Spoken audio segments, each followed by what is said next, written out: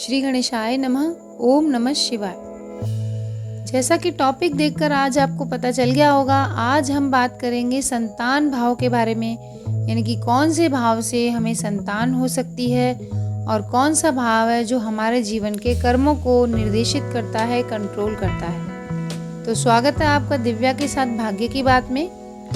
आइए बात करते हैं संतान भाव की। तो देखिए, हमारी कुंडली में जो पंचम भाव होता है उसी का नाम पुत्र भाव या संतान भाव होता है। पंचम भाव से ही हमें पता चलता है कि हमें संतान होगी या नहीं होगी, या हमें संतान से कितना सुख मिलेगा। वैदिक ज्योतिष में कुंडली में जो पांचवा घर होता है उसे रचनात्मकता, रोमांस से भी जोड़ा जाता है, और यह सब उस खुशी के बारे में होता है जो हम महसूस करते हैं, यानी कि हमारे अंदर कितनी क्रिएटिविटी है, यह भी पंचम भाव बताता है। और एक क्रिएशन ही संतान भाव, यानी कि संतान क्या है, हम कुछ क्रिएट कर रहे हैं जिससे हमें खुशी प्राप्त होती है। तो क्रिएशन और खुशी का भाव भी संतान, यह भाव हमारे दिल के मामलों से भी जुड़ा होता है। यदि हमारे पांचवें घर में ग्रहों की स्थिति और संकेतों का विश्लेषण करते हैं तो पता चलता है कि हम जो कोई मामला है उस मामले को हम कैसे निपटाते हैं।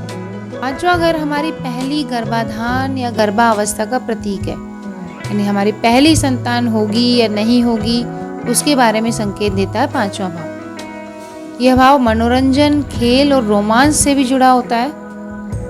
और पंचम भाव का एक अलग सा एट्रीब्यूट बताऊं, यह जो होता है इसे हमारे भाग्य का घर भी माना जाता है। यानी पंचम भाव में बैठे ग्रहों को देखने से ये पता चलता है कि लॉटरी के अवसर हमें ये कितना साथ देगा, यानी लॉटरी हमारी लगेगी या नहीं लगेगी, या लॉटरी में हमारा सब कुछ लुट जाएगा। तो है ना बड़ी विचित्र बात पंचम भाव के बारे में, जो कि हमें नहीं पता थी। और ऐसी कई बातें हैं जो पंचम भाव के बारे में हमें नहीं पता थी, तो आइए जानते हैं उनके बारे में। पंचम भाव जो है वह हमारे शरीर के हिस्सों में पेट और रीढ़ की हड्डी को इंगित करता है। ये वो स्थान होता है पेट हमारा जिससे हम पोषित होते हैं और जिससे हम सब कुछ बनाते हैं, हमारा पोषण होता है। तो यह हिस्सा जो होता है हमारा भावना से, रचनात्मकता से परिपूर्ण होता है। और पांचवें भाव का मन से और मानसिक स्वास्थ्य से भी काफी संबंध होता है।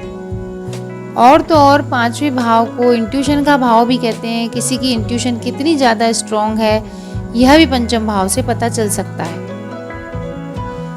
पंचम भाव का जो वैदिक नाम है पुत्र भाव नाम है, और काल पुरुष की कुंडली में इसका जो राशि स्वामी है वो सूर्य है और राशि इसमें लगती है सिंह।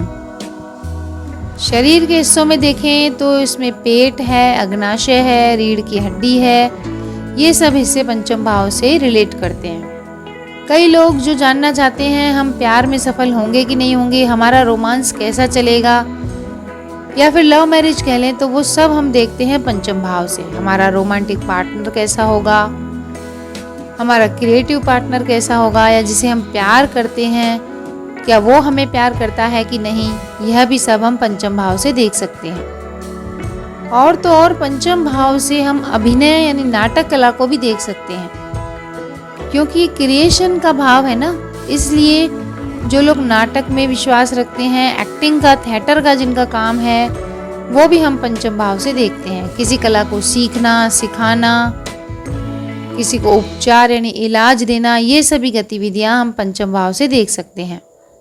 क्योंकि चतुर्थ भाव से ये भाव दूसरा है, इसलिए भौतिक सुखों में वृद्धि, यह भी हम फिफ्थ हाउस से देख सकते हैं। और तो और हमने यदि कोई ऋण लिया है तो वह ऋण चुक रहा है नहीं, वो पंचम भाव की दशाएं आराम से बता सकती हैं कि वह ऋण कब चुकेगा। पंचम भाव जो है शुभ भावों में से एक है, यानी जो हम कहते हैं 1, 5, 9 जो हमारे शुभ त्रिकोण हैं, इनमें से एक है पंचम भाव। और पंचम भाव के बारे में मैं आपको बताऊं कि यह हमारे जो कुंडली है उसका सबसे क्रीम यानी प्रभावी भाव होता है, जिसे कहते हैं ना काफी वजनदार भाव होता है। इसे शुभ भाव माना जाता है। और यह भाव हमारी बुद्धि का स्थान भी है, यानी व्यक्ति की बुद्धि कैसी होगी, उसको शिक्षा कैसी मिलेगी, यह भी इस भाव से पता कर सकते हैं। इस भाव पर शुभ ग्रहों का प्रभाव होता है। यदि तो जानते हैं कि जातक का बौद्धिक विकास अच्छा होता है और जातक अपनी योग्यताओं से लोगों के मध्य आकर्षण का केंद्र भी बन सकता है, तो इसको बुद्धि भाव भी कहते हैं। यह भाव अगर शुभ है तो जातक बहुत अच्छी पढ़ाई करता है। और एक बात इसके बारे में मैं आपको बताऊं, काफी छुपी हुई बात है। यह भाव जो है, ईश्वरीय ज्ञान इस भाव से हम देखते हैं, यानी किसी व्यक्ति पर कितनी ईश्वर की कृपा है, उस पर उसकी इष्ट की कितनी कृपा है, या वो कितना आध्यात्मिक है, ये भी हम पंचम भाव से देखते हैं। यानी व्यक्ति यदि आध्यात्मिक है तो उसके पंचम भाव से हम आसानी से पता लगा सकते हैं कि इसकी सोच कैसी है। एक्चुअली बुद्धि, मन, सोच, ये सारा पता लगता है पंचम भाव से। और यह भाव आनंद और खुशी का भाव भी है। यदि कोई व्यक्ति गॉड से यानी प्रभु से कनेक्टेड है, उसमें आध्यात्मिकता का गुण है, तो उसके पंचम भाव पर जरूर शुभ ग्रहों की दृष्टि होगी। और यदि पंचम भाव पर केतु का प्रभाव है तो वह व्यक्ति मंत्र उच्चारण में और मंत्रों के रेसिटेशन में काफी अच्छा होगा। यानी कई लोग जो हैं प्रभु की भक्ति मंत्रों से करते हैं, और करनी भी चाहिए मंत्र जाप से, क्योंकि मंत्र वेदों की वाणी है। चूंकि यह भाव क्रिएशन का है, रचनात्मकता का है, तो नेचुरल क्रिएशन देगा व्यक्ति को। और अगर केतु से यह भाव रिलेट हो जाता है तो मंत्रों की जो हिडन पावर होती है वह उस व्यक्ति में आ जाती है। उसकी इंट्यूशन भी बहुत अच्छी हो जाती है, और इंट्यूशन पावर के हिसाब से व्यक्ति के पूर्व जन्मों का जो फल होता है वह भी हम पंचम भाव से देख सकते हैं। यानी कि वह व्यक्ति अपने संचित कर्मों में क्या लेकर आया है, अच्छे उसके पुराने कर्म हैं या पूर्व जन्म में उसके कर्म अच्छे नहीं थे, यही सब बातें पंचम भाव हमें बताता है। पंचम भाव जो होता है, यदि उसकी दशा चल जाती है और उसमें अगर अच्छे ग्रह हैं, तो मान लीजिए व्यक्ति को अब अपने पूर्व जन्म के कर्मों का फल मिलने लगा है। यदि वह अच्छे कर्म करके आया तो अब उसके जीवन में अच्छा ही अच्छा होगा, और यदि वह कर्म बुरे करके आया है तो पंचम भाव की दशा में कई बार उसको परेशानियों का सामना भी करना पड़ सकता है। पंचम भाव को खुशियों का भाव भी कहते हैं, यानी खुशियाँ, छुट्टियाँ जिसे कहते हैं। अपन अपने परिवार के साथ वेकेशन पे जा रहे हैं, छुट्टियाँ मनाने जा रहे हैं, कहीं घूमने फिरने जा रहे हैं, जिससे हमें आनंद की अनुभूति हो रही है। यह सब जब पंचम भाव की दशा चलती है तो हम जातक को कह सकते हैं कि हाँ, अब आप छुट्टियों पर जाइए, आप घूमने फिरने जाइए, आपको आनंद ही आनंद मिलेगा। क्योंकि पंचम भाव जो है काल पुरुष की कुंडली में इसका मालिक सूर्य है, तो इसमें ह्यूज पावर यानी बहुत बड़ी पावर होती है इस भाव में। और इस भाव को अगर अच्छे ग्रह देख रहे हैं, इस भाव में अच्छे ग्रह हैं, तो वह जातक जरूर कुछ न कुछ अलग या स्पेशल है, जिसके पास अपने संचित पूर्व जन्म के कर्मों का बहुत अच्छा फल है, और इस जन्म में उसके पास अच्छी शिक्षा है, और उसका सोल यानी उसकी आत्मा बिल्कुल पवित्र है। यानी आत्मा की पवित्रता भी देखी जाती है तो वो पंचम भाव से ही देखी जाती है। और अंदर की खुशी, जिसे कहते हैं कि क्या काम करने में हमें खुशी मिलेगी, वह भी हम पंचम भाव से देख सकते हैं। कंसल्टेंसी यानी कि कोई व्यक्ति यदि सलाहकार बनना चाहता है, किसी को कंसल्ट करना चाहता है, तो उसकी सलाह में कितनी दम है, कितनी पावर है, क्या उसकी सलाह कोई मानेगा, यह भी हम पंचम भाव पर पड़े हुए ग्रहों से और उनकी दृष्टियों से पता लगा सकते हैं। आइए थोड़ा सा मैं बता देती हूँ आपको पंचम भाव में कौन सा ग्रह बैठेगा तो क्या फल होगा। वैसे इसके लिए मैं अलग से वीडियो बनाऊंगी, आप मेरे चैनल पे बने रहिए। आपको हर भाव में बैठे हुए ग्रहों का फल भी बताऊंगी, लेकिन अभी मैं थोड़ा सा आपको आउटलाइन दे देती हूँ।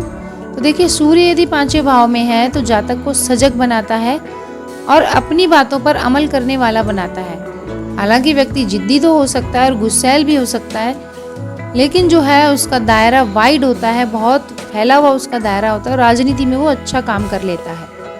और यदि पंचम भाव में चंद्रमा है तो व्यक्ति का बौद्धिक स्तर बहुत बेहतर होता है, और अगर चंद्रमा शुभ है तो वह दूसरों के मेल जोल वाला व्यक्ति भी हो सकता है।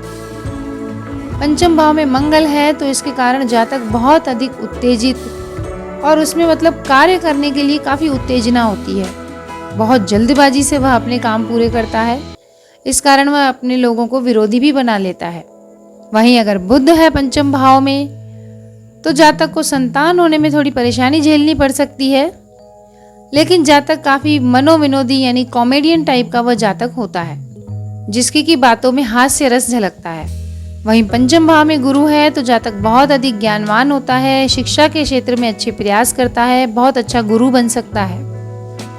शुक्र पंचम भाव में है तो जातक को प्रेम और रोमांस की ओर ले जा सकता है और उसका कला पक्ष यानी आर्टिस्टिक होता है, उसके अंदर आर्ट और कला बहुत होती है। यदि शनि है पंचम भाव में तो जातक एक अकेलापन महसूस करता है और मित्रों से, परिजनों से अलगाव रहता है और उसको भी संतान होने में बहुत परेशानी होती है और उसकी पढ़ाई रुक रुक कर पूरी होती है।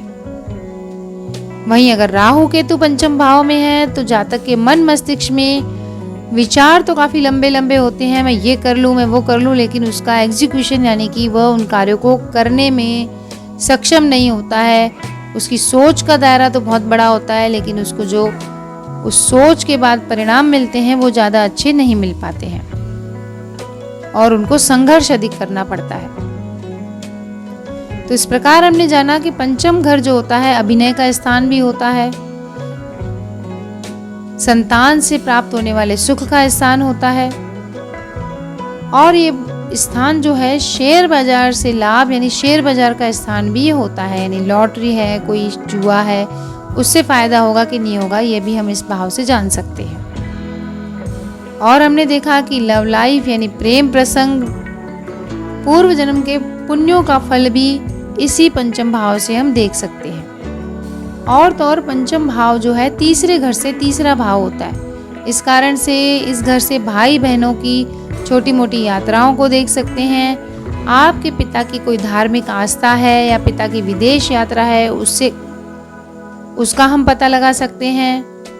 जीवन साथी से आपको लाभ है कि नहीं, क्या जीवन साथी आपके साथ मन मिला के चलेगा, यह भी हम पंचम भाव से देख सकते हैं। वास्तु के अनुसार यदि घर में बात करें तो घर जो है उसकी रसोई स्थान है, उसको हम पंचम भाव से देख सकते हैं।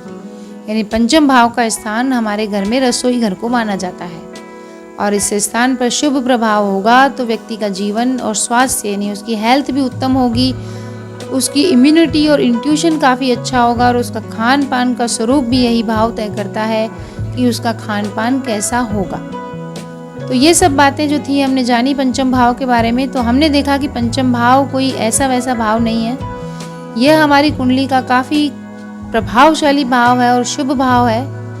हम जितने भी पिछले जन्म से कर्म लेकर आए हैं उन कर्मों का हमें इस जन्म में कैसा परिणाम मिलेगा, हमारा जीवन संघर्षपूर्ण होगा या हमारी लाइफ स्मूथली चलेगी, यह हमें पंचम भाव बताता है।